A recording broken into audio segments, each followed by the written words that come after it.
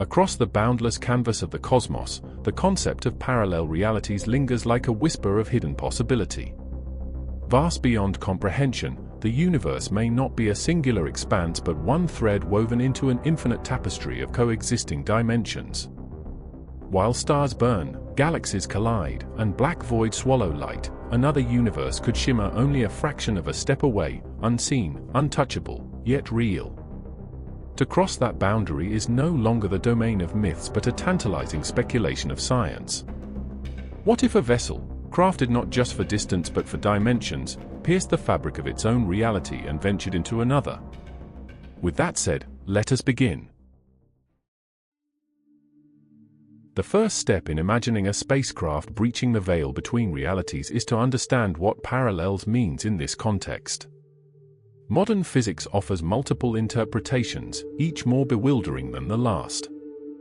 One view is the multiverse of infinite variations, where every possibility exists somewhere, a reality identical in nearly every respect, except for the faintest deviation, perhaps the flicker of a star or the angle of a galaxy. Another suggests branched timelines, where each decision, each fluctuation of quantum chance, spawns a separate universe evolving in its own direction. Then there is the possibility of hidden dimensions, compacted and invisible, whose presence forms the unseen scaffolding of the cosmos. To cross into such a realm would demand more than propulsion. A ship would need the ability to fold space not only through distance but through the very fabric of dimension itself.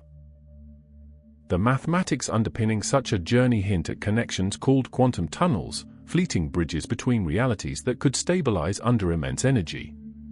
Imagine a spacecraft at the edge of known physics, engines not merely burning fuel but sculpting space-time, searching for the faint tremor of resonance that marks the border of another universe. If successful, the crossing would be unlike any known voyage. No star charts would guide the way, for the destination would not exist in familiar coordinates. Instead, the vessel would plunge into a domain where natural laws could subtly, or drastically, differ.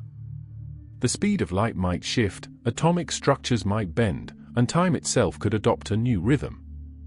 A parallel universe might mirror the familiar but with unfamiliar variations, or it could unfold into something utterly alien, incomprehensible to the senses of those who dared step inside.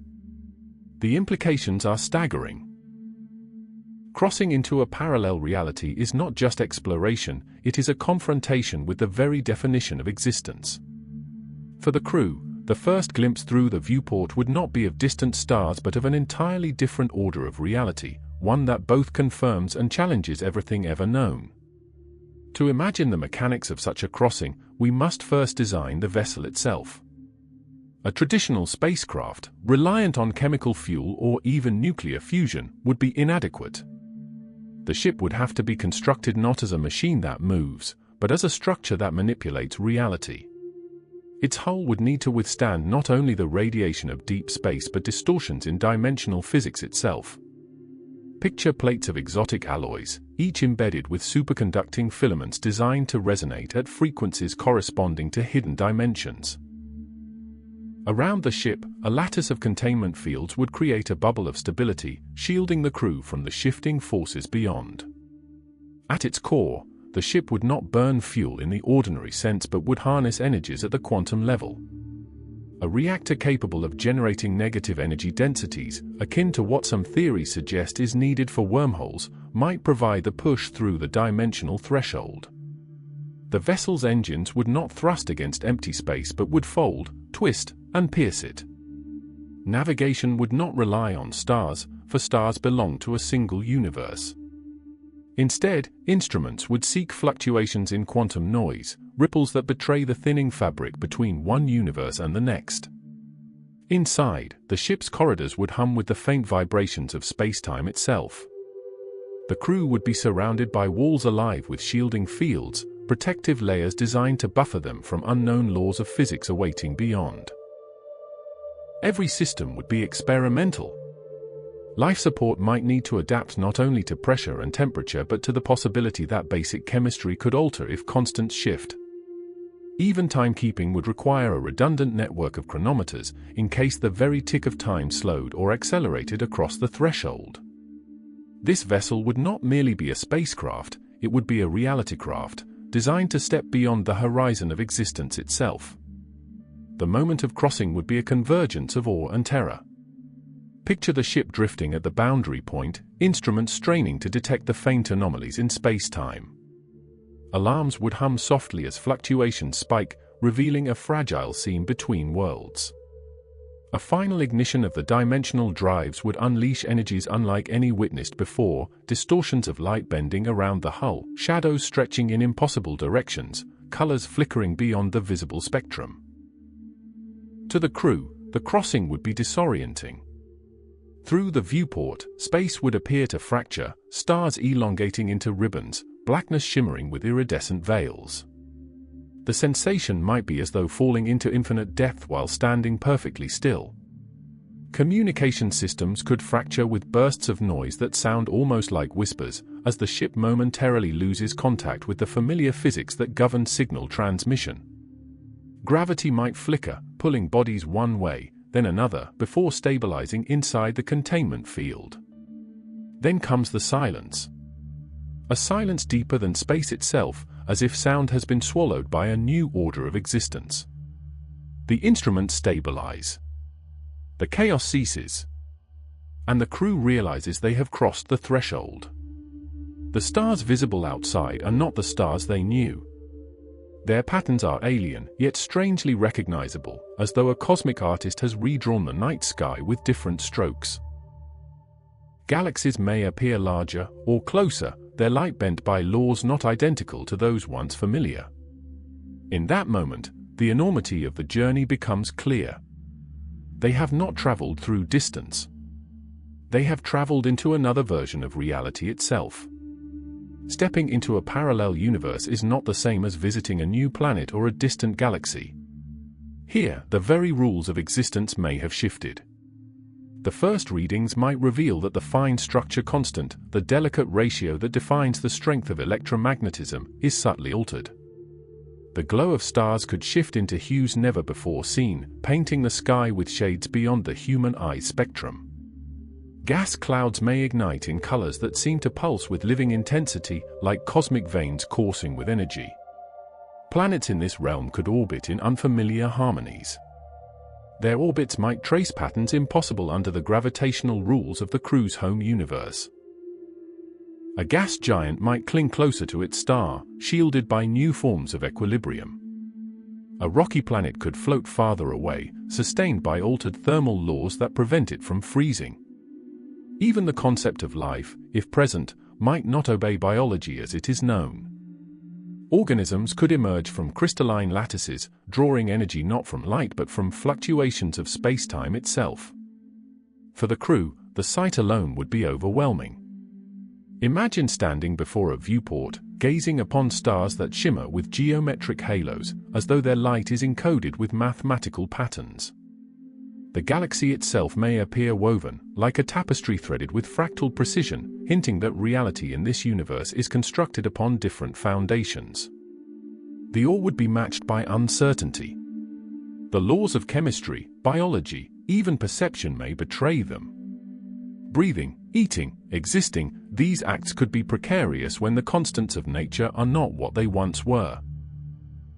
Each experiment would have to be cautious, each observation meticulously recorded. Yet despite the risks, the crew would know, they are the first to witness another universe with their own eyes. The frontier of existence has expanded, and before them lies a realm as infinite as their own, yet profoundly different. In the new universe, one of the first phenomena to challenge the crew would be the perception of time. Onboard clocks may run normally inside their protective bubble, yet when compared to external phenomena, discrepancies would emerge.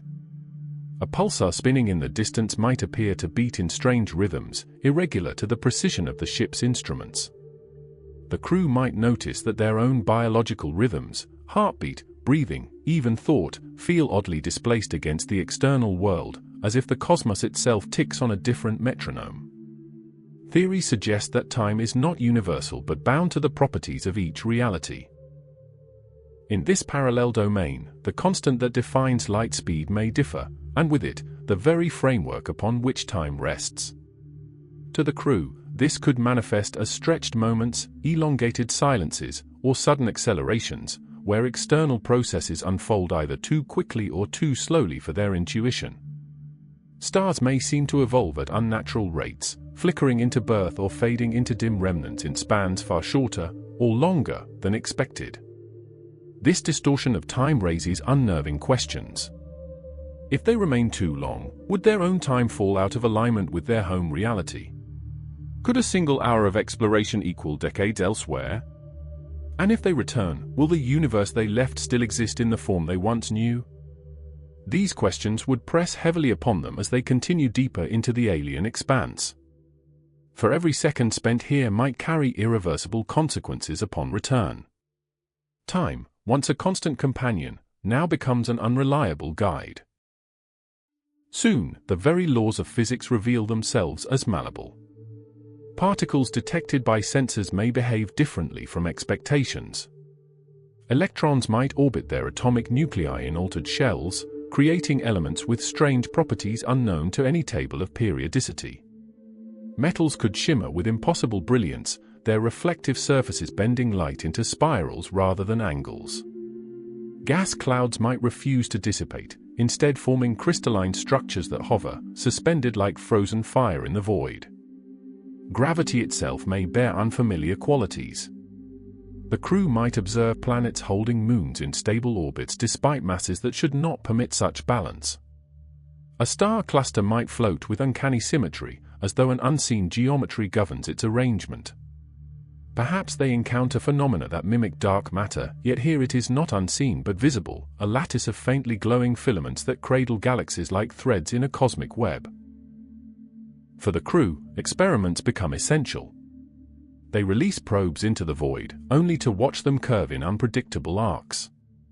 A probe fired straight into the blackness might suddenly veer sideways, tracing paths that hint at unseen dimensions pressing upon the familiar three. Light itself could bend more sharply, producing optical illusions where distance and scale dissolve into confusion. Each observation challenges their knowledge, raising an unsettling awareness. The laws of nature are not immutable. They are local truths, and here in this universe, truth is rewritten.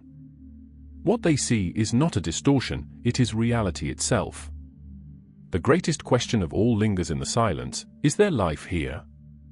The instruments begin to detect anomalies that hint at organized patterns, signals not random, but structured. Strange bursts of radiation emerge from a star system nearby, forming repeating intervals that echo like a cosmic heartbeat. The crew debates whether it is natural, an exotic pulsar, or artificial, the beacon of a civilization native to this reality. If contact exists, it would be unlike anything they could prepare for. Life here, shaped under altered constants, may not resemble flesh, bone, or even organic chemistry. A being could emerge from crystalline structures, its form sustained by electrical harmonics that pulse across its body. Others might exist as plasma-like entities, shifting and flowing with magnetic fields. Communication, if possible, might not use sound or light but vibrations in space-time itself. Yet with the prospect of contact comes fear. To them, the intruding vessel is an anomaly, an object not native to their order of reality. Would they view it as a threat, a curiosity, or an impossibility? Perhaps civilizations here long ago discovered dimensional crossing and abandoned it, marking the intruders as reckless trespassers. Or perhaps no civilization exists, for the altered physics of this universe prevents life from reaching the complexity required to thrive. The crew edges closer to the anomaly, their senses straining. Each flicker of radiation grows louder, each signal more coherent. The threshold between discovery and danger has never been thinner. As the days stretch on, the crew begins to feel the psychological weight of their journey. It is not merely the vastness of space that presses on them, but the awareness that they are cut off from the reality of their birth. Every flicker of light outside the viewport is a reminder they do not belong here. The stars above are alien constellations with no names, no myths, no charts. There is no history tied to them, no stories passed down. For the crew, the universe has become a blank slate, stripped of familiarity. Isolation intensifies. Even if they were to send a message, it could not reach their home. The distance is not measured in light years but in dimensions, and no known signal can traverse the gulf. This knowledge instills both awe and despair. Awe, because they are the first to gaze upon these sights. Despair, because they may never again see the skies of their origin. Dreams become strange. Sleep is filled with visions of bending landscapes and fractured timelines, as if the unconscious mind itself is influenced by the alien physics around them. Some crew members wake in terror, convinced they experienced entire lifetimes in another reality during their rest. Others grow quiet, withdrawn, staring endlessly into the swirling skies as if hypnotized by their alien beauty. Command must maintain discipline.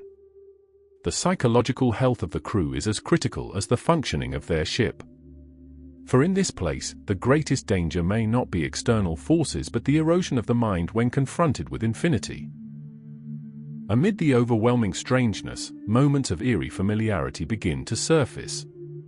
The ship passes a system where planets orbit in recognizable harmony, their distances echoing the proportions of a star system from their own universe.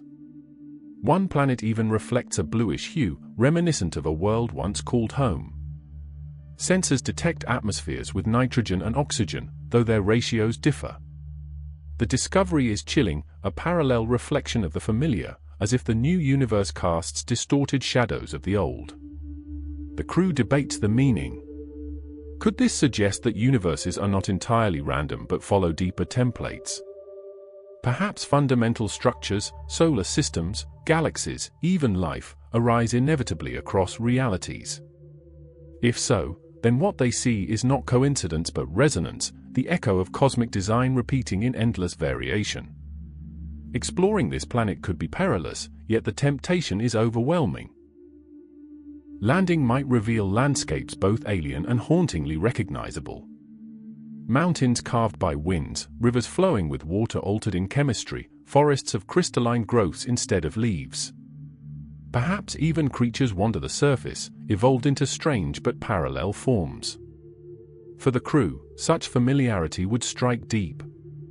It would remind them that though they have crossed into another universe, the thread of existence binds all realities. They are not entirely lost. Instead, they stand in a hall of mirrors, each reflection both strange and familiar, endless variations of a single cosmic song. With discovery comes a new urgency, the question of return. Their instruments remind them that the stability of the dimensional threshold is temporary.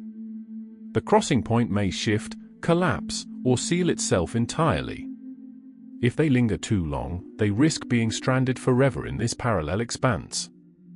Returning would not be as simple as retracing their path. The boundary between universes is not a doorway but a dynamic rift, shaped by energies and forces they barely understand. To reopen it, the ship must recreate the exact resonance, the perfect alignment of quantum vibrations that allowed the initial crossing. Any deviation, even the smallest, could cast them into yet another universe, one more alien, one less forgiving. The crew begins the painstaking process of recalibrating their drives. Power must be balanced precisely. Shielding must be tuned to harmonize with the shifting laws of physics in this realm. Probes are dispatched to test the threshold, but several vanish without trace, as if swallowed by voids that lead nowhere. Each failed attempt underscores the fragility of their endeavor. Tension rises. The idea of returning is no longer an assumption but a fragile hope. If they miscalculate, they may be lost in an endless cascade of universes, each step taking them farther from the one they call home. For the first time, the enormity of the risk becomes undeniable. To cross realities is not just exploration, it is gambling with existence itself. The drive that allowed the ship to pierce the veil between realities is no ordinary engine. It consumes energy on scales unimaginable, drawing power from quantum fluctuations and negative energy densities. But here, in this altered universe, the very foundation of energy itself is unstable. The crew quickly discovers that their reactor does not behave as expected. Output spikes and dips erratically, as though the vacuum energy here vibrates to a different rhythm. This presents a dire problem. Without stable power, the ship cannot maintain its protective field, nor can it open the threshold required for return. Even basic life support begins to strain under the fluctuations. Lights flicker, gravity plating stutters, and shielding hums with instability. For the crew, survival becomes not only a matter of science but of adaptation. They attempt to harvest energy from the new universe itself. Solar collectors extend toward nearby stars, but the spectrum is shifted, requiring recalibration. Probes are deployed into nebulous clouds, attempting to capture exotic particles that may serve as fuel. One experiment draws in crystalline dust that burns with radiant energy, but its volatile nature nearly overloads the containment field. As they struggle, the crew realizes an unsettling truth: the energy that sustains them may tie them ever deeper to this universe. The longer they adapt, the harder it may be to detach. Each adjustment secures their survival, but at the cost of anchoring them to the very fabric of this alien cosmos. The drive, meant to free them, has become both lifeline and chain.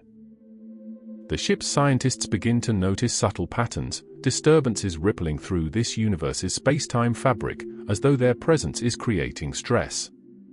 Instruments register localized instabilities that grow stronger the longer they remain. Space around the ship warps in faint waves, like ripples radiating from a stone dropped into a pond. The possibility emerges that their very crossing has destabilized the balance of this universe.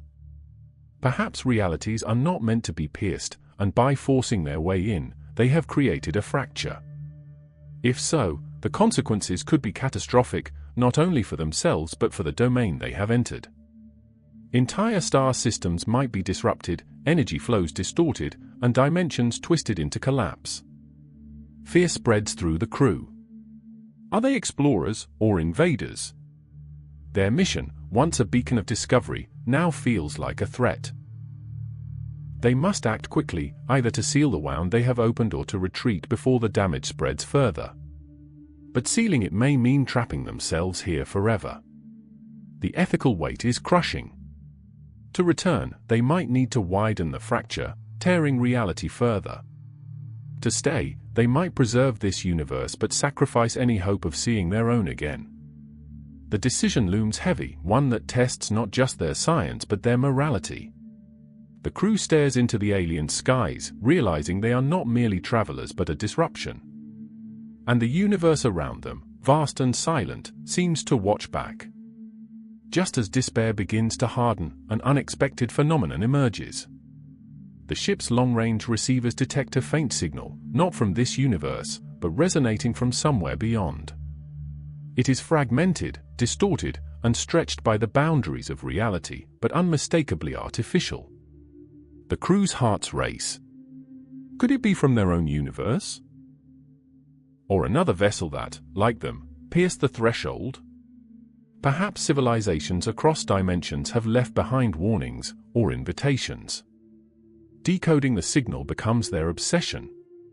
Patterns emerge, sequences of numbers, geometrical progressions, pulses that align with fundamental constants of physics.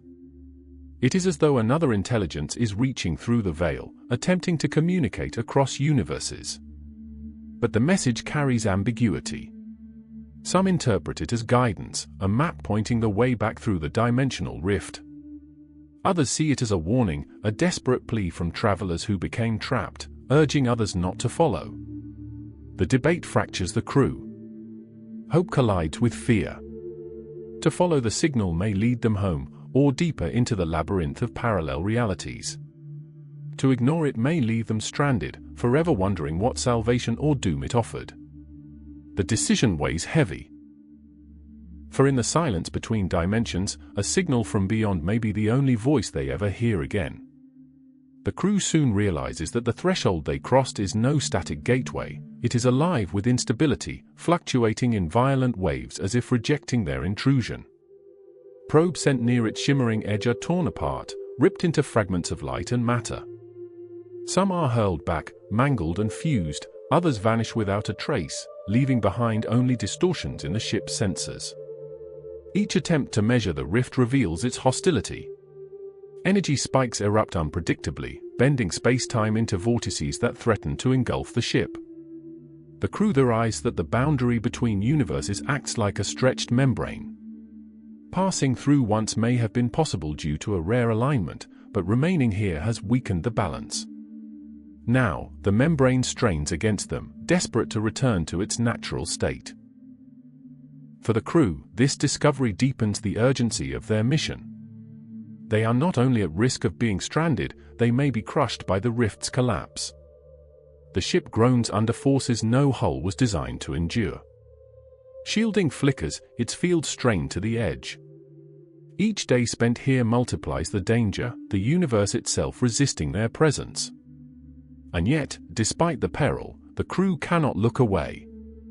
The rift glows in the distance like a wound in reality, shimmering with colors beyond the visible spectrum, a cosmic scar that beckons and repels in equal measure. It is both their enemy and their only chance of escape. Amid the chaos, one scientist aboard the ship puts forward a radical idea. What if this parallel universe is not random, but a mirror of their own? Subtle clues point to this. Star maps reveal constellations bearing distorted resemblance to familiar ones, as though shifted slightly by unseen hands. The planet they encountered, so eerily similar to one they once knew, may not be coincidence but consequence. If true, then for every world in their home universe, there exists a counterpart here, reflected, altered, but connected. Even they themselves might have doubles, living parallel lives unaware of their existence. The thought unsettles the crew. Are they intruding upon a reality already occupied by mirrored versions of themselves? What if their crossing destabilized not just space, but the lives of those counterparts? The hypothesis raises profound questions. If this universe is indeed a mirror, then the laws that shape destiny itself may repeat endlessly across dimensions. Events may echo here with variations, wars fought with different victors, civilizations rising or falling on altered paths. And if such mirrors exist, are there infinite layers, stacked endlessly, each reflecting upon the next? The crew wrestles with the possibility. For in this view, they are not pioneers, but distortions, ripples in a hall of infinite mirrors. And the more they look, the more the alien skies seem to gaze back, as though aware of their intrusion. The ship now teeters between two fates. On one hand, the mission has yielded discoveries beyond imagination. They have glimpsed alternate laws of physics, seen worlds both familiar and alien, and uncovered signals that may hint at communication across realities. Knowledge of this magnitude could reshape the understanding of existence forever. But on the other hand, every moment spent here risks their destruction. The rift grows unstable. Energy reserves dwindle. The psychological toll on the crew deepens, fractures forming among them over whether to push further or retreat. Scientists argue for more data, insisting they may never again have such an opportunity. Engineers plead for withdrawal, fearing the ship will not endure another surge from the rift. The captain's burden is immense. To remain could unlock truths that redefine reality itself, but may cost the lives of all aboard. To return might preserve survival, but leave the greatest discoveries forever out of reach. Both choices hold merit, both demand sacrifice. In the silence of deep space, surrounded by alien stars, the crew confronts the essence of exploration, the struggle between the hunger for knowledge and the instinct to survive. The weight of their decision will determine not only their fate, but whether their crossing into another reality will be remembered as triumph or tragedy. As the journey stretches on, the greatest test becomes not the ship's hull or the reactor's stability, but the minds of those aboard. The crew begins to fracture under the weight of impossible choices and the alien silence of a universe that was never theirs. Arguments erupt in the mess hall, whispered debates in the corridors spiral into confrontations. Some insist that pressing deeper will reveal knowledge worth every risk. Others accuse them of arrogance, of tearing holes in creation that should never have been pierced. Small factions emerge. One group dreams of staying, of founding a permanent outpost within this strange cosmos, believing they could adapt and thrive where no one else has. Another clings to the idea of returning home at any cost, convinced that prolonging their stay will doom them. A third grows increasingly fatalistic, whispering that perhaps there is no return, that their lives have already become sacrifices to the unknown. Trust erodes. Orders from command are met with hesitation, their authority questioned more openly than before. Rumors spread of sabotage, though no evidence emerges. The psychological strain of alien physics, distorted skies, and the constant hum of a ship never meant for such a mission gnaws at them all. And yet, amid the turmoil, one truth binds them: they are alone in this universe. If they cannot hold together, the cosmos itself will tear them apart. The fracture within the crew may become the rift that seals their fate. In their search for answers, the crew commits to one daring gamble, landing on the planet that mirrored a familiar world. As the ship descends, its instruments strain to interpret an atmosphere subtly different from their own. Oxygen is present, but mixed with trace gases that shimmer with strange photochemical reactions. Lightning crackles in colors never seen, emerald arcs streaking across violet skies. The surface reveals landscapes both wondrous and unsettling. Vast plains shimmer with crystalline growths that sway like grass, refracting the alien sun into rainbow fields. Rivers flow not with pure water but with a dense liquid that ripples sluggishly, glowing faintly at night as if alive with trapped starlight. Mountains rise in jagged fractal patterns, their peaks sharp and glistening like blades of glass. Exploration teams in protective suits tread cautiously, sensors mapping every step. Then they see movement. Not animals in the familiar sense, but shapes of shifting crystal and plasma. They crawl, float, and reassemble, as though life here is sculpted by energy patterns rather than flesh and bone. The beings react to the intruders, their crystalline bodies vibrating with harmonic resonance, sending pulses through the air that echo like haunting music. For the first time, the crew witnesses life shaped not by carbon, but by the altered physics of this universe. It is beautiful, mesmerizing, and terrifying. These entities may be harmless, or they may view the intruders as an infection in their domain. The explorers retreat to the ship, shaken but awestruck. They now know they are not alone here. The question is, will this universe allow them to leave? Back aboard the vessel, efforts intensify to decode the mysterious signal that has been whispering across the dimensions. The fragments grow clearer, as though their presence here has tuned their instruments closer to the correct frequency. What once seemed like random pulses now align into patterns of deliberate construction. At last, the message takes form.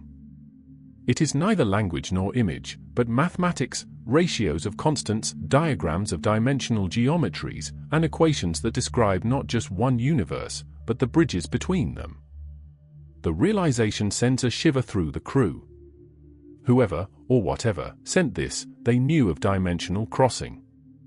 And the diagrams suggest methods to stabilize the rift. But the message is incomplete.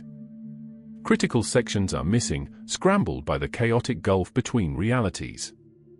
Without the full sequence, attempting to use the instructions could be disastrous, throwing the ship into unknown domains rather than home. Some argue that this is their only chance, that following the signal offers salvation. Others warn it may be a trap, sent by those who fell into the multiverse before them, desperate to lure others into their fate. Or perhaps it was sent by beings native to this realm, intent on ensuring intruders never leave. The message, incomplete yet tantalizing, now sits at the heart of their struggle.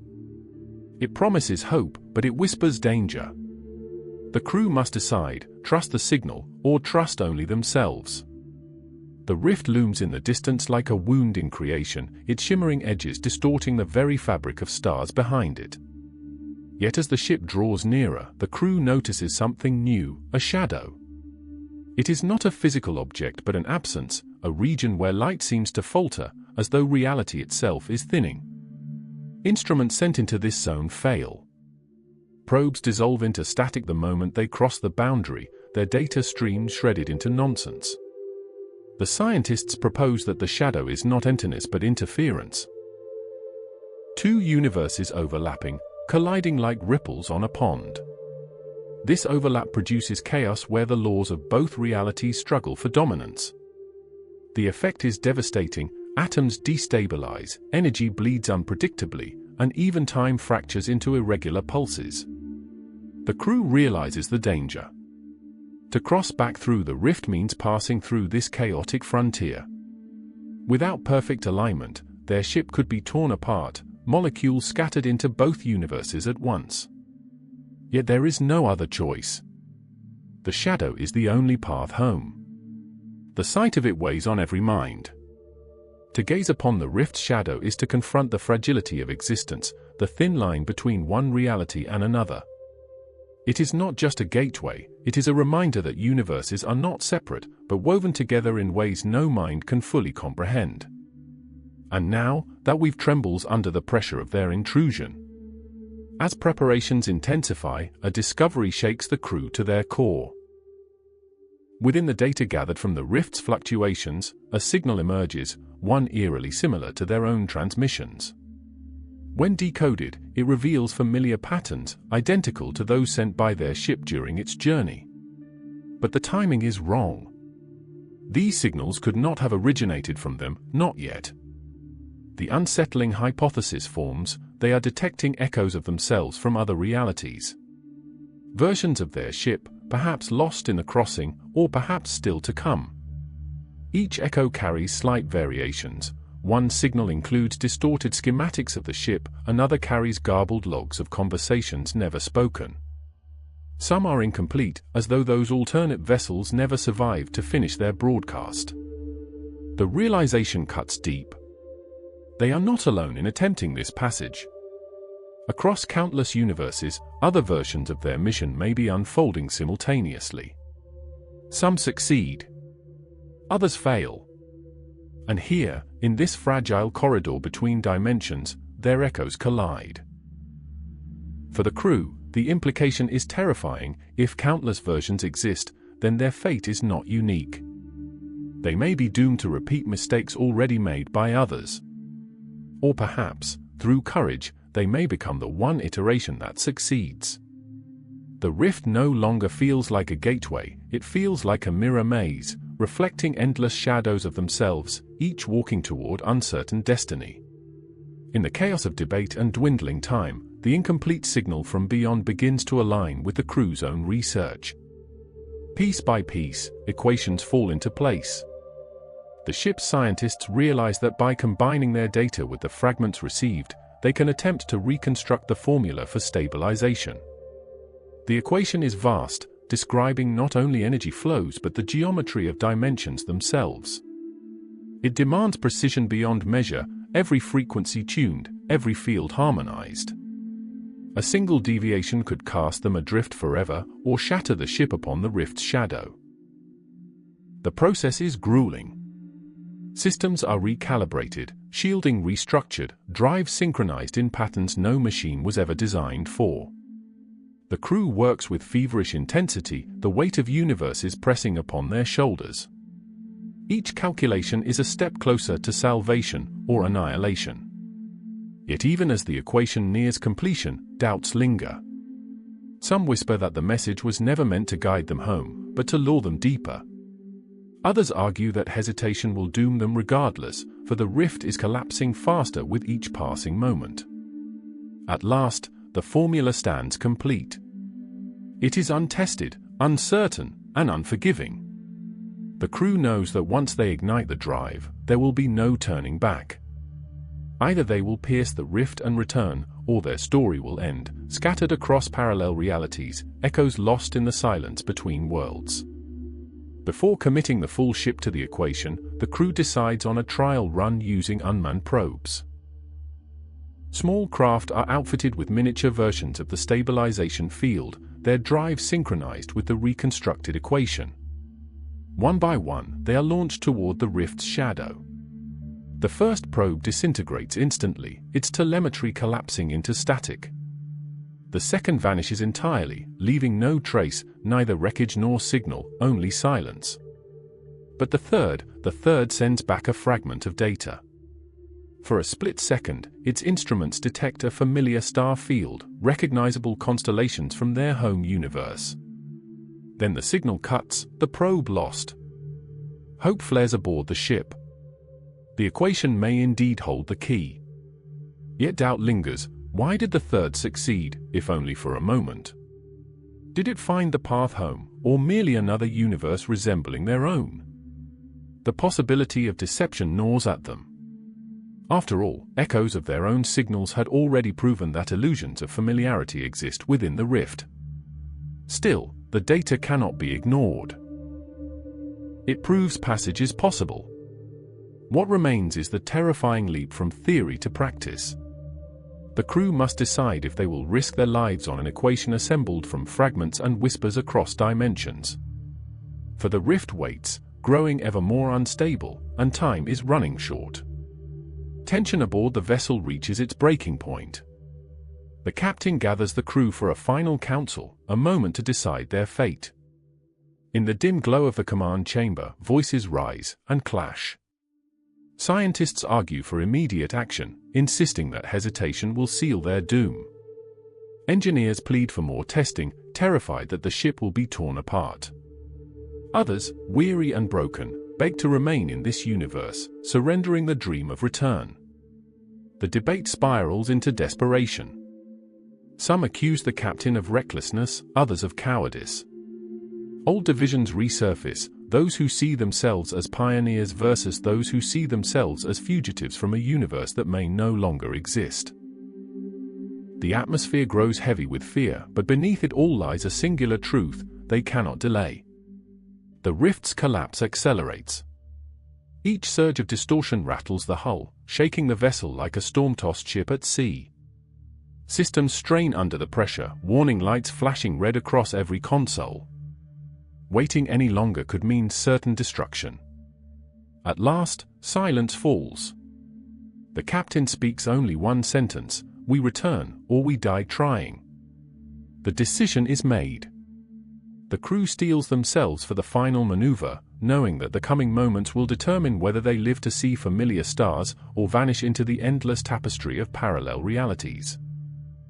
Engines ignite, flooding the ship with vibrations that resonate through every corridor. The stabilization field shimmers around the hull, a fragile cocoon against the chaos ahead. The rift looms closer, its shadow writhing like a storm of unmaking. The ship plunges forward. Light fractures around them, bending into spirals of impossible geometry. Time stutters, seconds stretch into eternities, then snap into fragments. The crew feels themselves pulled in every direction at once, as if their bodies are being rewritten by competing laws of existence. Alarms scream. Shields buckle under the pressure, sparks raining from control panels. Outside the viewport, stars elongate into threads, twisting together into a tunnel of shifting colors. The rift's shadow presses against them, clawing at the stabilization field, tearing at its edges. Then, for a heartbeat, everything ceases. Silence falls. Darkness swallows the ship whole. The crew floats in a void without time, without motion, without existence. It is as though they have stepped beyond reality itself, into the gap between universes. And then, light returns. The ship bursts free, thrown into a star field blazing with familiar constellations. Instruments confirm what I already know: they are home. The gamble has succeeded. The rift fades behind them, collapsing into nothingness, leaving only the memory of the journey that nearly consumed them. But as the crew breathes relief, one haunting question remains: which version of home have they truly returned to? Relief spreads across the ship as instruments confirm constellations, planetary orbits, and spectral data matching their charts. The crew celebrates, tears shed in silence, laughter echoing through the corridors for the first time since the crossing. Yet the captain remains uneasy. The familiarity feels strained. Subtle discrepancies appear almost immediately. The positions of stars are correct, but their luminosities differ, as though they have aged differently. A nearby pulsar beats in a rhythm that is nearly, but not exactly, the one recorded before departure. Even the colors of the home star seem slightly off, casting a warmer hue than memory recalls. On the planet below, signals from the surface confirm civilization, yet the broadcasts feel alien in tone. Familiar languages are spoken, but certain words are changed, historical references subtly altered. Maps displayed in transmission show continents shifted by small but undeniable degrees. To the crew, the realization is chilling: they have returned, but not precisely to the reality they left. The ship is adrift in a universe so close to their own it might pass unnoticed to anyone else. But to them, every deviation feels like a phantom echo, a reminder that home may lie still further beyond. Their joy curdles into unease.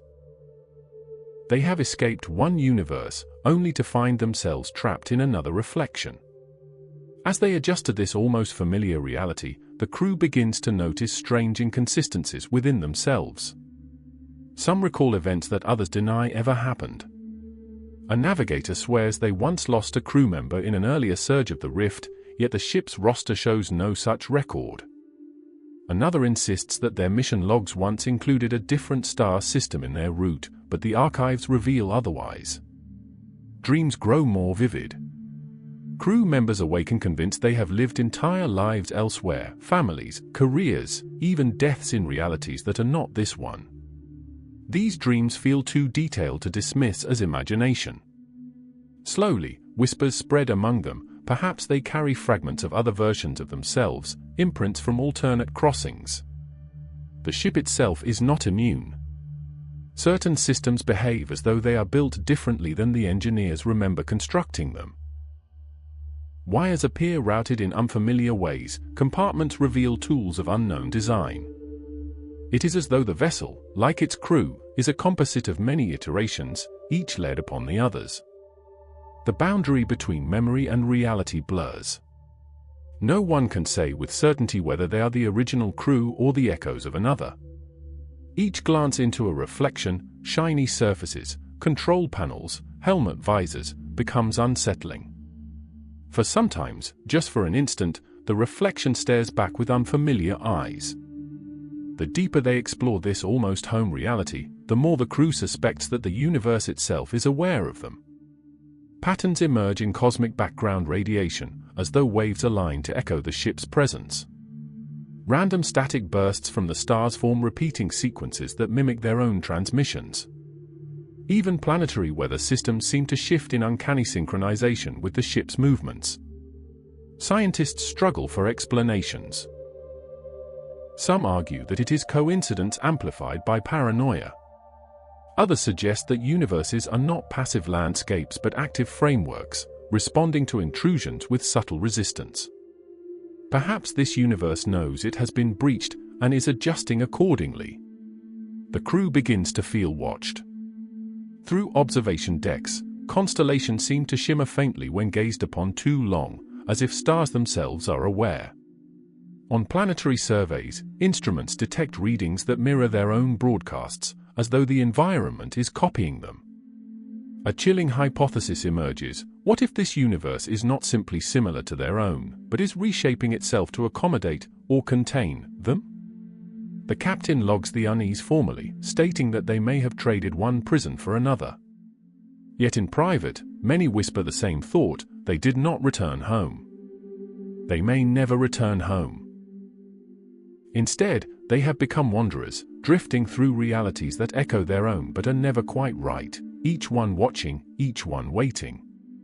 One evening cycle, deep within the ship's communications array, a faint transmission is detected. At first, it appears to be nothing more than background noise, but as the data is filtered and amplified, a voice emerges.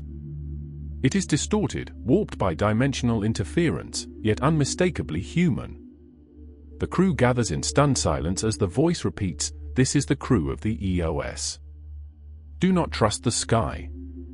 Do not, the message collapses into static before completing. Attempts to replay it yield the same abrupt ending, as though the transmission itself is damaged. The name EOS triggers immediate recognition.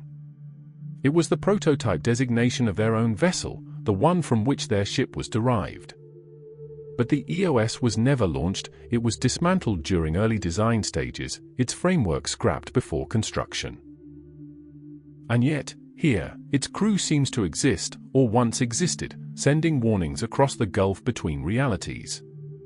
This discovery shakes the crew to their core. If other iterations of their mission exist, then some have failed, and perhaps not quietly. The truncated warning, its abrupt silence, suggests disaster.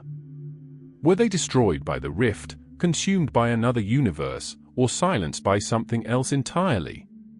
The crew debates whether to pursue the origin of the signal. To follow it may unravel truths they are not prepared to face. To ignore it may leave them blind to the fate awaiting them. But one thing is certain, the sky they see is not to be trusted. Determined to understand their predicament, the crew directs the ship toward a planet whose signals mirror their own transmissions almost perfectly. From orbit, the world appears lush, oceans glinting with silver light under twin moons. Clouds swirl in vast, symmetrical spirals, as though shaped by deliberate design. Upon descent, the unsettling beauty intensifies. Landscapes stretch into fractal forms, forests patterned with uncanny precision, rivers splitting and recombining in mirrored flows. Every feature of the planet feels as though it has been copied, repeated, echoed in endless variations. The landing party soon encounters something more disturbing: structures. At first, they appear natural, crystal towers rising from the ground, but closer inspection reveals patterns that mimic the architecture of their own world. Doorways shaped to their scale, steps designed for their stride. It is as if the planet has studied them and built reflections in their image. Inside these structures, the explorers find surfaces that act as mirrors, but not true ones. Reflections move out of sync, staring back with expressions not worn by those standing before them. Sometimes the mirrored crew vanish altogether, replaced by strangers who look nearly identical, yet not quite. The explorers retreat in fear, reporting back that the planet feels less like a place to inhabit and more like a stage, constructed to show them echoes of themselves. As they depart, the mirrored figures in the crystalline halls continue to watch silently, as if waiting. As the journey extends, the greatest threat emerges not from the universe outside, but from the divisions inside. The strange transmissions, the unsettling reflections, the endless small deviations, all of it gnaws at the crew's sanity. Two clear factions now form aboard. The first insists that this universe is theirs now, whether perfect or not. They argue that searching endlessly for the true home is futile and will only lead to ruin. They believe adaptation is survival, that settling in this near-familiar cosmos is their only hope. The second faction rejects this idea, clinging to the belief that home still waits beyond yet another rift. To settle here, they argue, is surrender. To live in a lie, surrounded by subtle wrongness that will eat away at their minds. They are willing to risk everything to find the original reality, even if it means tearing through 1,000 universes. Tension escalates into confrontation.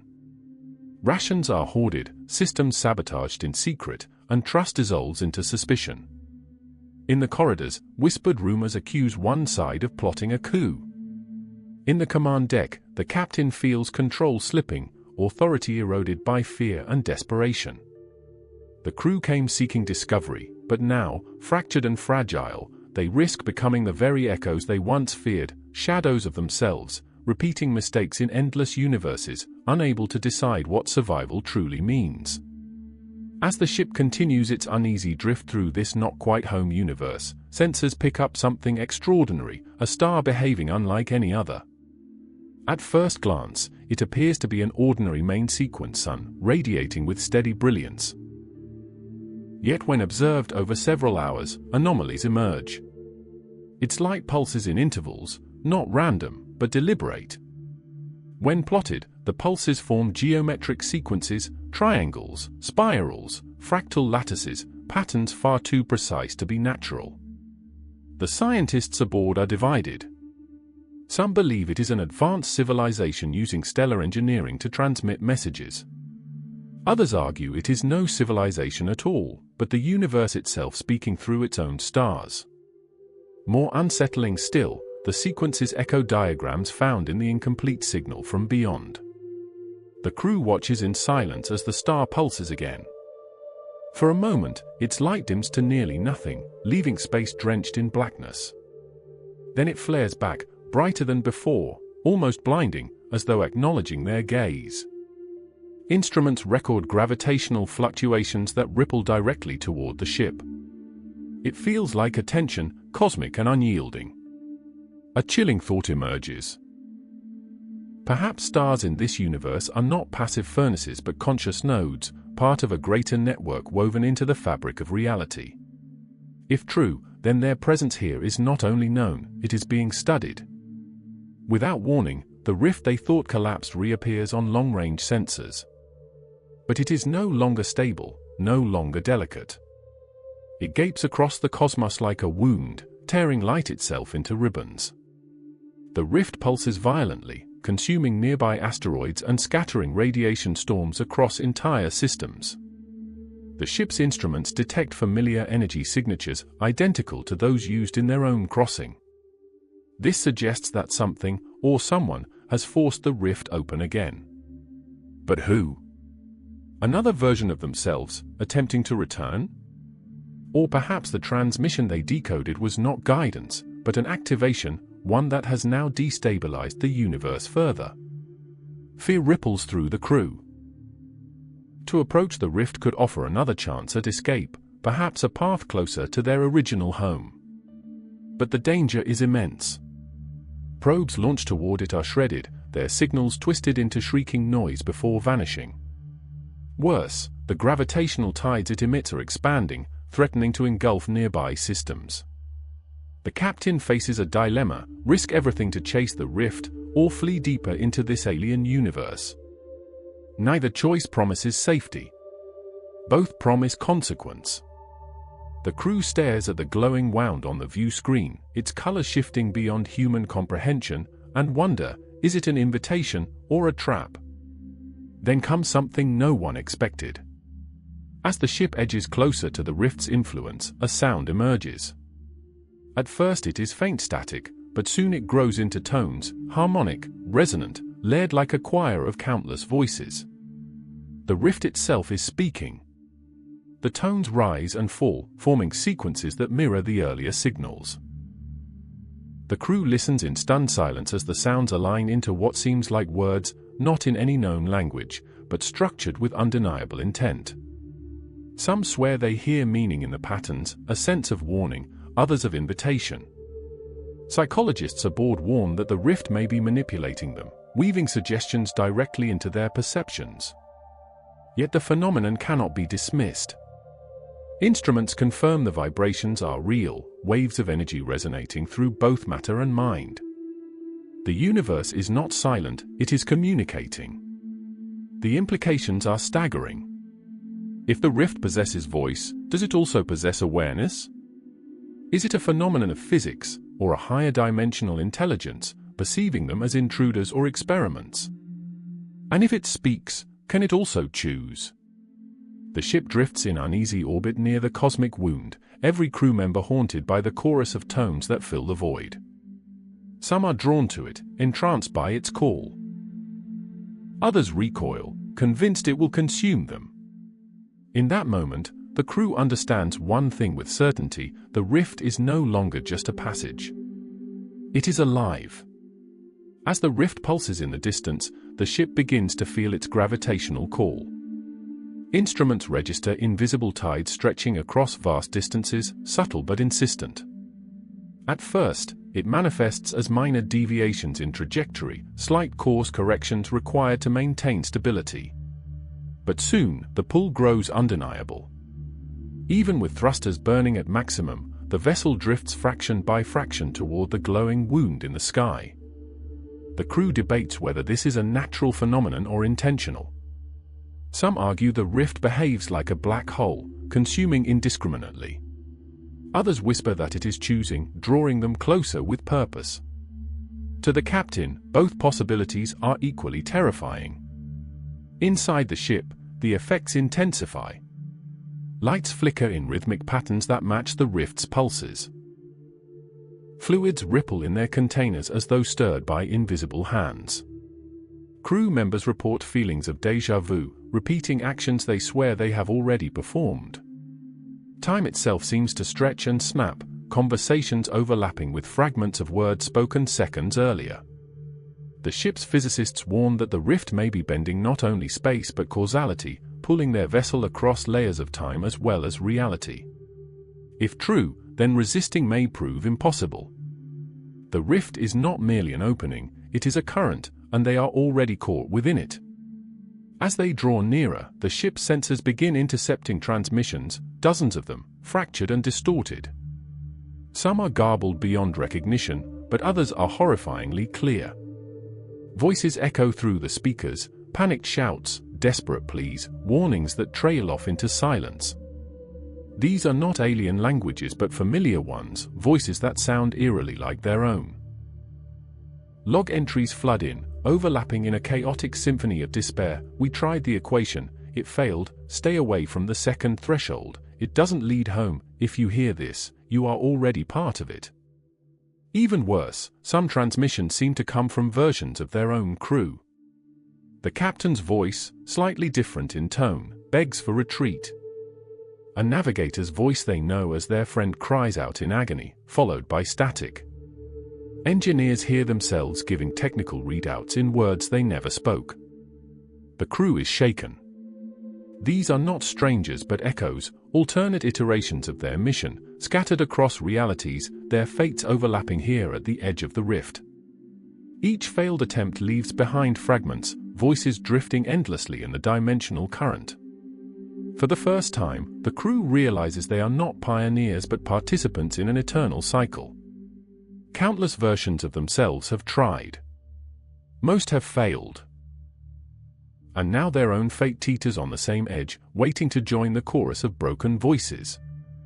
Approaching the rift exacts a heavier toll than anticipated. The universe around them begins to fracture, not visibly, but subtly, as though reality itself is splintering under pressure. Stars shimmer in multiple positions at once, their light splitting into overlapping patterns. Planets appear doubled, blurred with ghostly twins orbiting just beside them. Even the ship's corridors reflect impossible geometry, length stretching or shrinking when no one is watching. Crew members report seeing versions of themselves walking ahead in the halls, vanishing before contact. Some swear they have conversations twice, once in reality, once in some overlapping echo.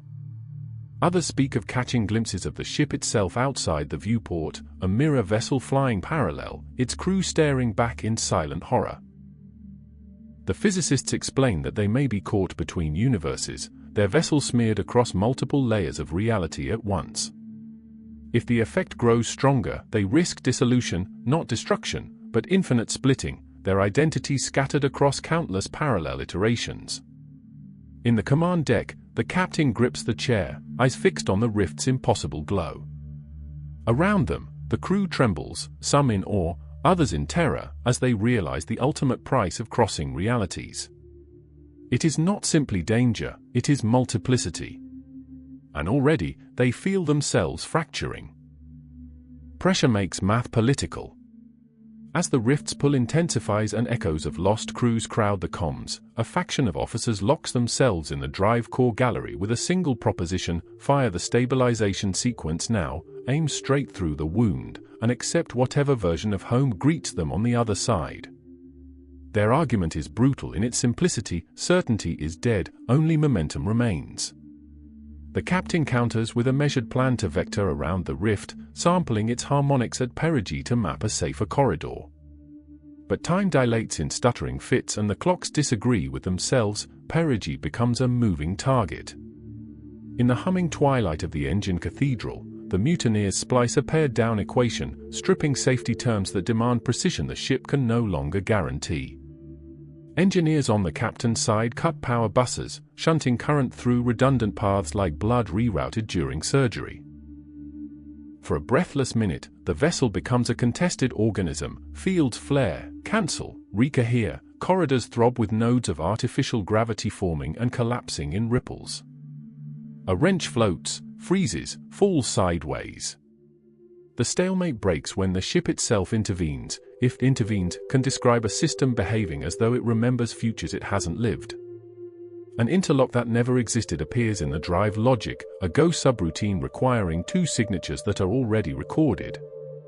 Diagnostics insist the captain and the mutiny's ringleader both authorized the same burn at different timestamps that neither can recall. The drive spins up to a threshold glow, then holds on a knife edge of readiness, singing a chord that matches the rift's voice. Silence follows. No one moves. Somewhere deep in the hull, a slow metronome begins, the ship counting down to an ignition no one ordered, toward a destination no one can name. The factions stare at one another across the console light, each realizing the same thing: whatever they've become, the vessel knows it first. A solution arrives from an unexpected corner, the quiet exoplanet cartographer who mapped desert moons by dust color and named unnamed hollows after wind. She proposes measuring not the rift, but the absences it carves, regions where probability thins, where outcomes refuse to settle. Track the void, not the wound, she says, drawing filigreed lattices across a transparent slate. Her method reframes the problem. Instead of chasing a collapsing gate, they chart the shadows its future positions will cast, a negative map of places the ship must not be when causality folds. Teams fan out through the vessel, lacing sensor fibers along bulkheads, triangulating microglitches in thermal noise and phase jitter. The resulting star map looks wrong, beautiful, but wrong, constellations connected by corridors of forbidden arrival. They overlay the map on their current sky and watch as absence migrates like weather. In those moving lacunae, the crew feels a pressure behind the eyes, a tug toward the idea of vanishing. Threading a course through this migrating garden of don'ts, the captain orders a slow roll that places the ship in a seam between futures. The hull's faint harmonics detune, the chorus in the rift dims. For the first time in days, the pull lessens. But relief curdles into awe when the cartographer extends the map one layer deeper, beyond space into variance. There, she finds a shape behind the absences, a negative hand tracing their route, as though something is learning their avoidance and redrawing the maze mid-move. They are being out-navigated by the void. Or shepherded. The distinction becomes a matter of faith. The cartographer, pale and calm, pins their next waypoint with a whisper, between what is missing and what cannot be. The ship obeys, and every light softens, like a cathedral at dusk. They turn the great dishes outward and listen, not to signals, but to light itself. By face-locking interferometers to the star that watched them, the crew extracts a tremor riding the photons, subluminal beats encoded in polarization, a heartbeat beneath radiance. When translated through the rift's harmonic vocabulary, the beats unfurl as call and response, the star pulses, the rift answers, the absences move. A circuit. A nervous system. The psychologist warns that pattern hunger can conjure gods from snow. The physicist replies that disbelief is not a measurement. Together they feed the star's rhythm into the ship's field generators at whisper amplitude, gentle, respectful, a bow rather than a shout. The hull answers with a low, resonant syllable no throat could form. Outside, the rift's edges soften, their ragged geometry smoothing into curves like breath condensing on glass. Then the bridge darkens. Not failure, but request. Every screen collapses to a single symbol the crew has never seen and yet recognizes, a path glyph assembled from their own historical trajectories, launch vectors, orbital insertions, course corrections, stacked into a spiraling sigil. It points not through the rift, but beside it, through a slice of space that appears perfectly ordinary until you look too long and feel it looking back. The captain's hand hovers over the throttle. The mutiny quiets, even argument feels profane. Below decks, the ship's countdown finally stops of its own accord, as if waiting for a question only the crew can ask. The cartographer lays a finger on the glyph's first turn. It's not an exit, she says, voice steady, eyes shining with a fear that borders on reverence. It's an introduction. They set the course into the unremarkable place that refuses remark.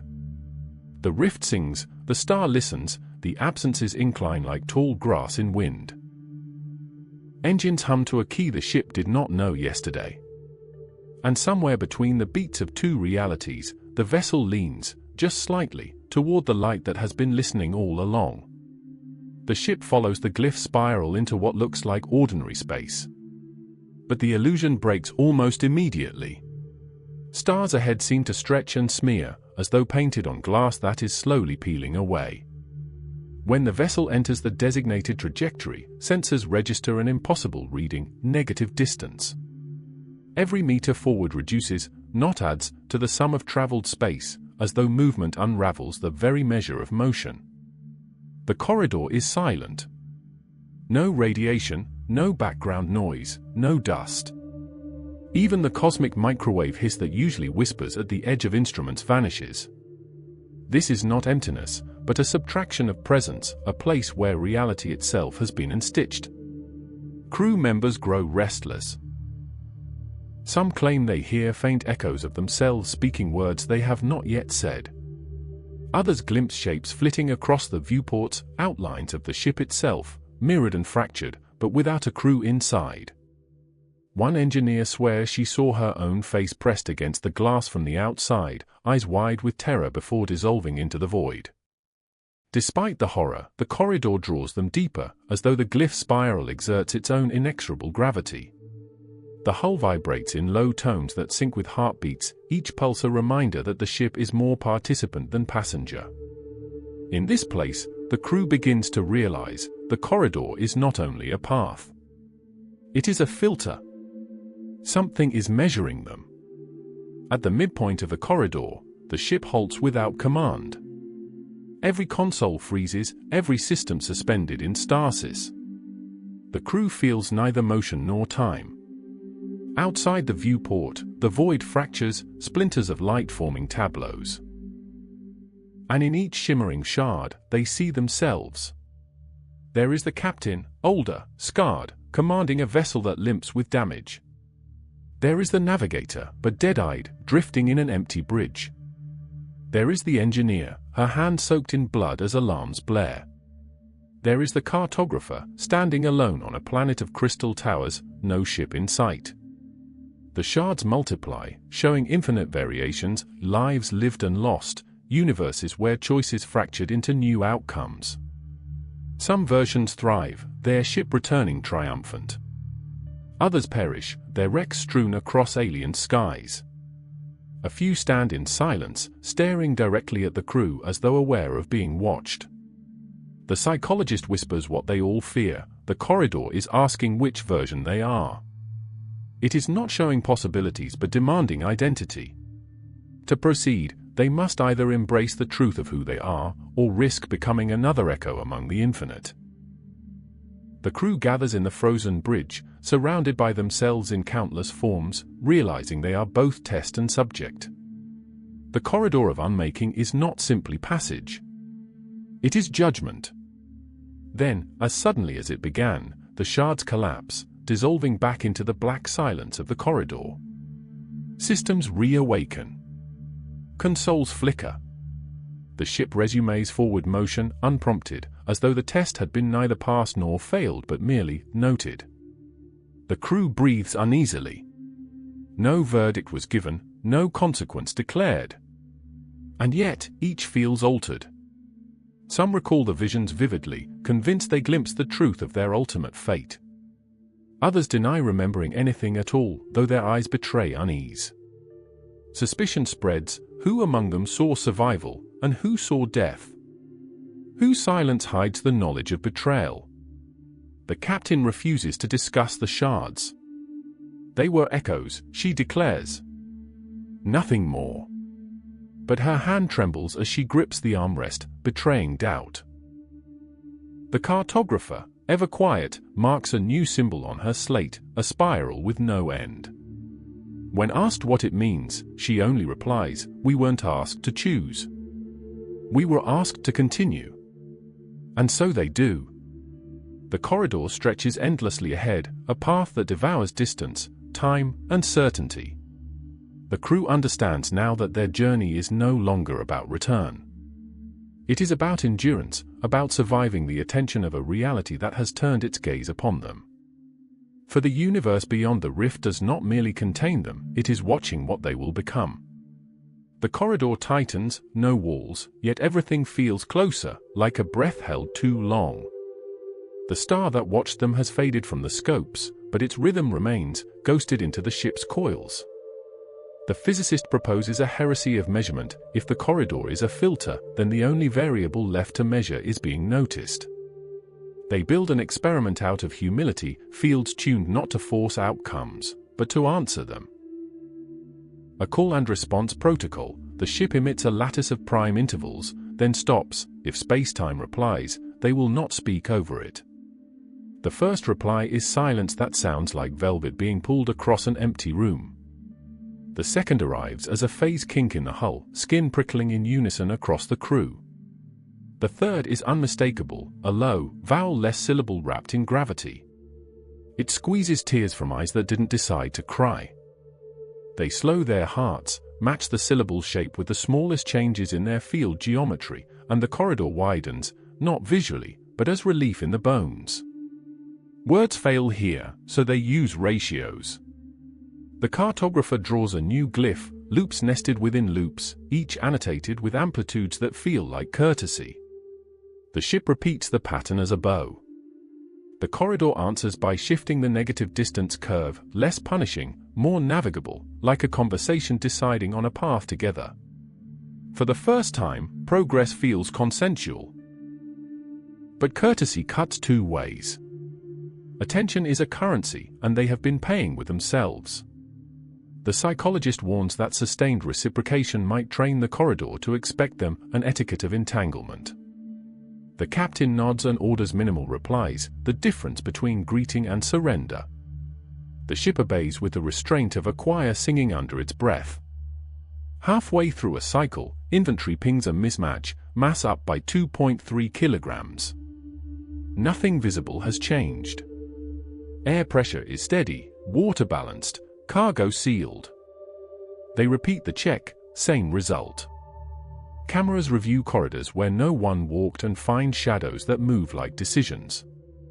Then the botanist reports an impossible bloom in the hydro bay, a fern that never sprouted has unfurled overnight, each frond patterned with microfractals echoing the rift's pulse. The plant weighs 2.3 kilograms. The fern is not from seed.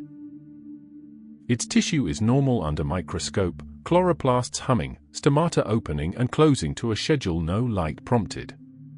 But its veins trace the cartographer's prior glyphs with unnerving fidelity, as if the corridor had learned their drawings and returned them as biology.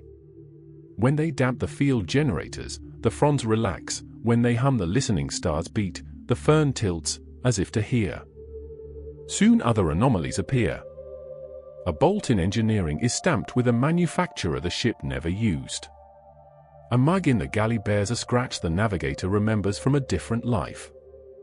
A child's marble rolls out from beneath a console, no children aboard, and yet the marble sits heavy in the captain's palm, as if it has always belonged to her. The ship's mast ticks upward in fractional gifts, each a souvenir from an echo route they did not take. The crew names the sum of these intrusions the passenger. It is not a thing but an arithmetic. Evidence that the corridor is cross-pollinating possibilities through their hull. The engineer suggests purging the extras, venting gifts back to vacuum. The captain refuses. They are being spoken to in objects, and conversation has already proven safer than force. The fern's fronds, responsive to rhythm, become a metronome for restraint. The corridor ends without ending, not with a gate but with a change of vowel in the fabric around them, a soft shift in the ship's own resonance that everyone feels in the knees. Space outside remains a starless mat, but instruments blink awake with readings that should belong to a habitat, trace oxygen, gentle magnetism, thermal gradients arranged like architecture. No structure is visible. The cartographer whispers that perhaps, at certain scales, doors are not seen but pronounced. They shape the hull fields to the spiral without end, adding a grace note learned from the fern's leaf. The black brightens, no light, yet clarity arrives. A plane of almost thinner slides parallel to the ship, close enough to touch with the idea of a hand. It is not a portal, it is adjacency itself, angled to meet them if they agree to tilt their being. The captain orders half thrust, not in space but in phase, and the ship leans. Sound returns first, a distant surf that might be particles deciding to be waves. Then scent, dust after rain, though nothing has rained here. Finally, contour, an avenue of not quite columns receding into an elsewhere that registers on no axis they possess. Their lamps illuminate nothing, yet shadows gather politely where surfaces would be. The crew steps to the viewport and realizes the awful, tender truth that place beside them is patterned with their past movements, pathways traced by the accumulated memory of every corridor they have walked. The door beside doors is an invitation drafted in their own footsteps. No one says "Denter." No one says "Turn back." The captain lifts her hand and the ship's lights dim in reply, a bow they have practiced to the point of prayer. The fern leans toward the almost plain, fronds quivering in a wind that exists only as permission. The rift is far behind now, the stars pulse a distant kindness, the absence is lying down like animals sated after watch. They hold the lean, balanced on the lip of adjacency, long enough to feel the universe clear its throat. Then, as a single organism, vessel and crew breathe in the grammar of a place that has learned their shape, and wait for it to finish saying their name. When the adjacency fully accepts their presence, the ship is no longer in a corridor but in a place that feels like the inside of meaning itself. Space doesn't stretch around them, it listens. The walls of reality ripple faintly, responding not to thrust or heat but to intention. A gesture, a pause, a thought. Each carries weight, shaping faint patterns that bloom across the viewport like ink dissolving in water. The psychologist warns that this is not communication in any conventional sense. It is not dialogue but resonance, the way strings vibrate in sympathy when a nearby note is struck. What they project into the environment returns altered, carrying implications rather than answers. The navigator tests this by sketching a star map into the console. The map dissolves into a cloud of constellations none of them have ever charted, yet they all feel intimately familiar, like forgotten childhood memories. Crew members begin to whisper that the place is speaking to them individually. One hears a mother's voice in the hum of the hull. Another sees long-dead friends in the patterns of light outside. The captain feels her own commands echo back as questions, making her doubt whether she leads or is being led. The cartographer calls this the language without words. It does not tell. It reflects, amplifies, refracts. Each person sees themselves through the filter of infinite other selves. The danger, the psychologist warns, is losing anchor, mistaking reflection for truth. But already the crew senses that this is the only way forward. The adjacency will not reveal itself directly. It waits to be understood through understanding themselves. Soon, the place demands more. The ship drifts toward zones where anchors of identity are tested. In one, they encounter planets that mirror their histories. One world gleams with cities they know but in shapes unbuilt, another rotates under skies where the constellations spell names of their children. On a third, they see the wreck of their own ship, split open and lifeless, though their vessel still breathes around them. Each vision tempts them. The engineer begs to land, swearing she sees her family waving from a shoreline. The botanist insists the mirrored forests are hers, the echoes of experiments abandoned. Even the captain falters when she glimpses a monument carved in her likeness, a city of strangers kneeling at its base.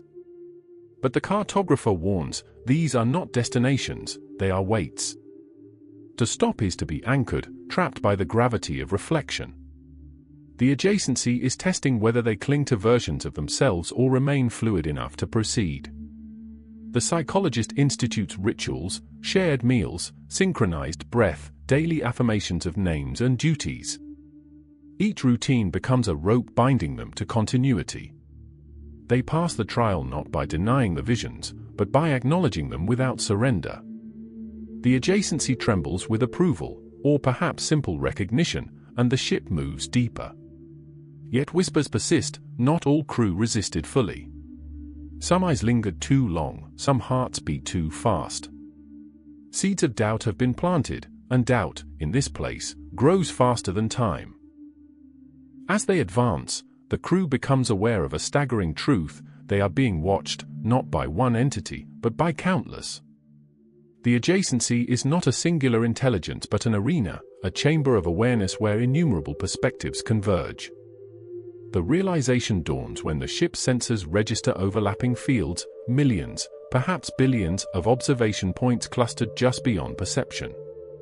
Each pulse of their engines, each heartbeat aboard the vessel, sends ripples outward, and the ripples are answered by subtle shifts in the environment.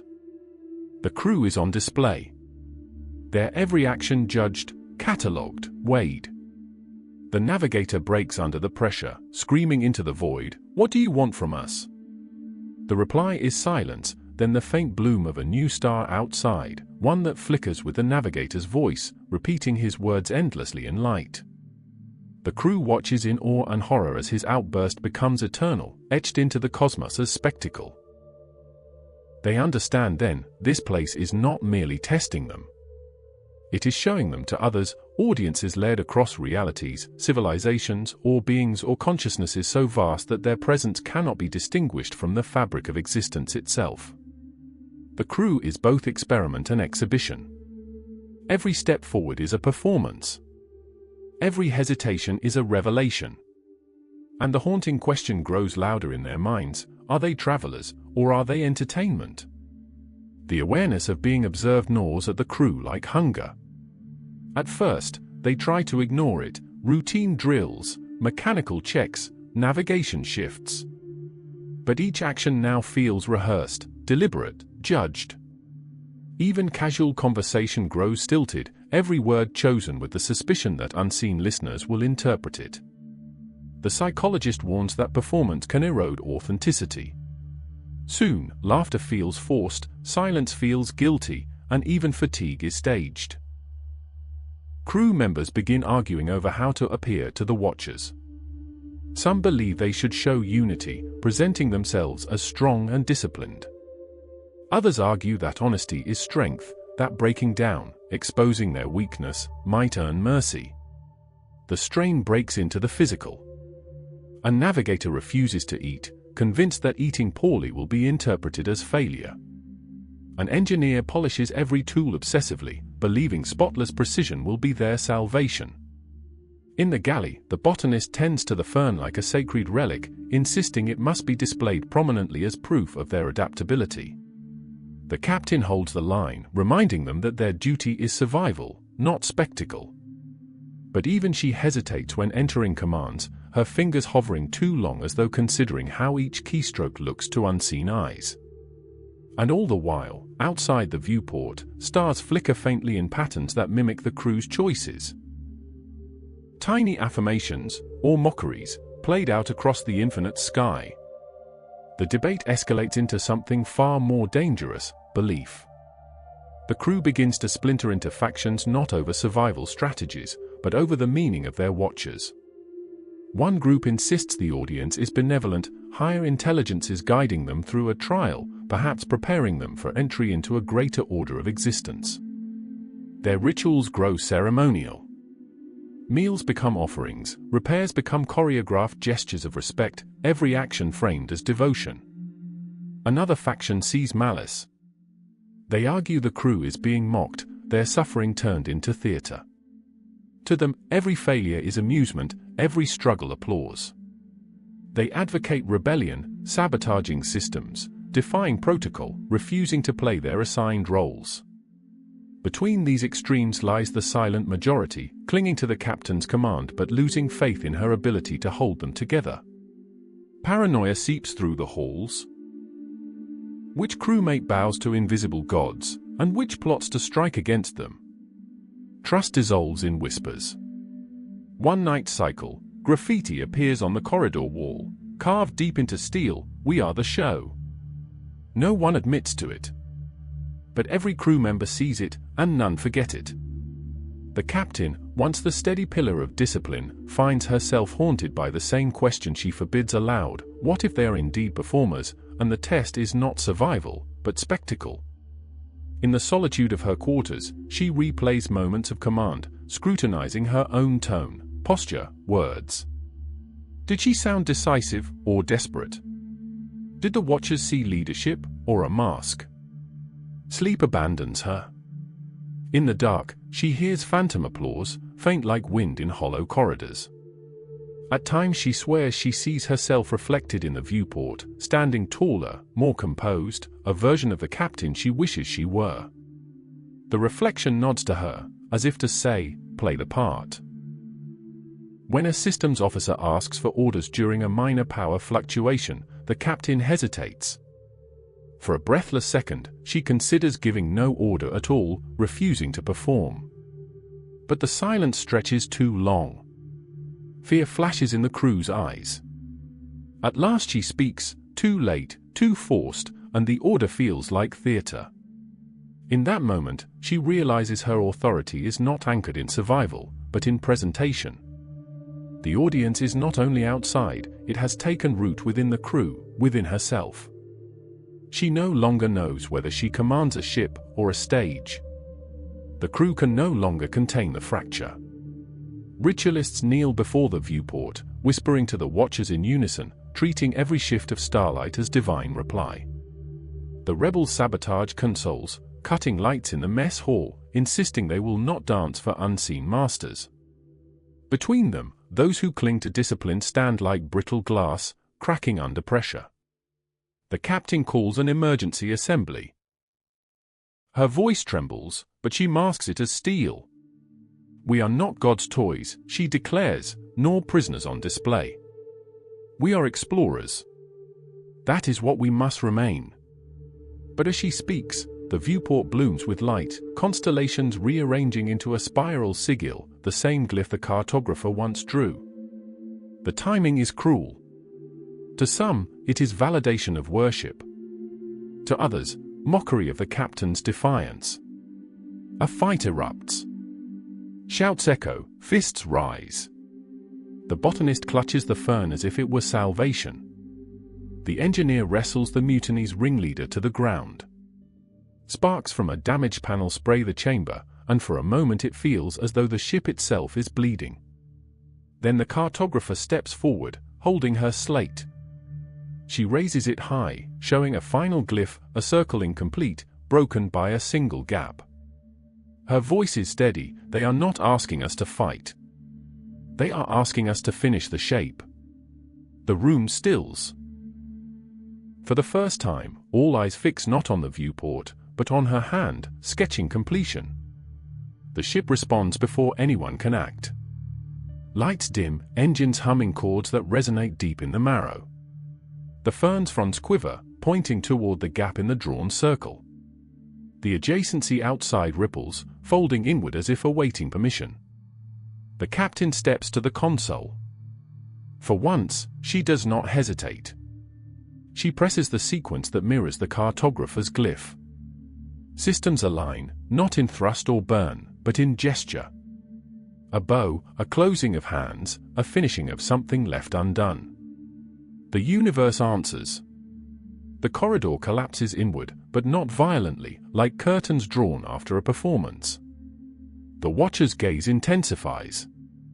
Stars shift in unison, constellations bending to form an audience vast beyond reckoning.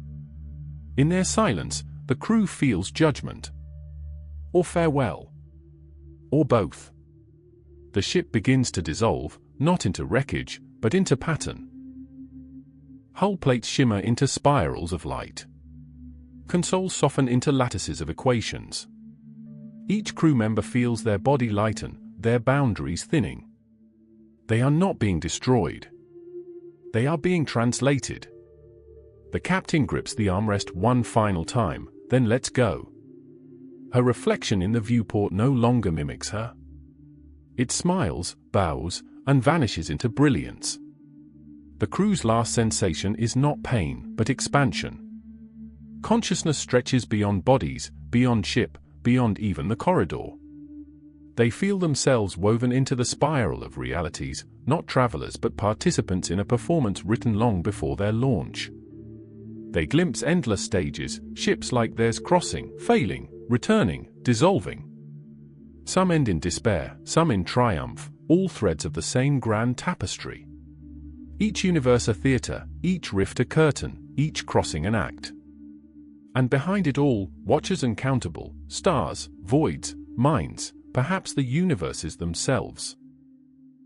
Leaning forward to witness. Then the curtain falls. Darkness swells, vast and tender. A final whisper stirs in the silence, "You were seen." When light returns, there is no ship, no crew, no corridor. Only stars, arranged as though nothing had happened, burning quietly in the endless night. Somewhere, in some reality, explorers may ask what lies beyond. Somewhere, another vessel may dare to cross. But in this telling, the stage is empty. The performance is over. The watchers remain,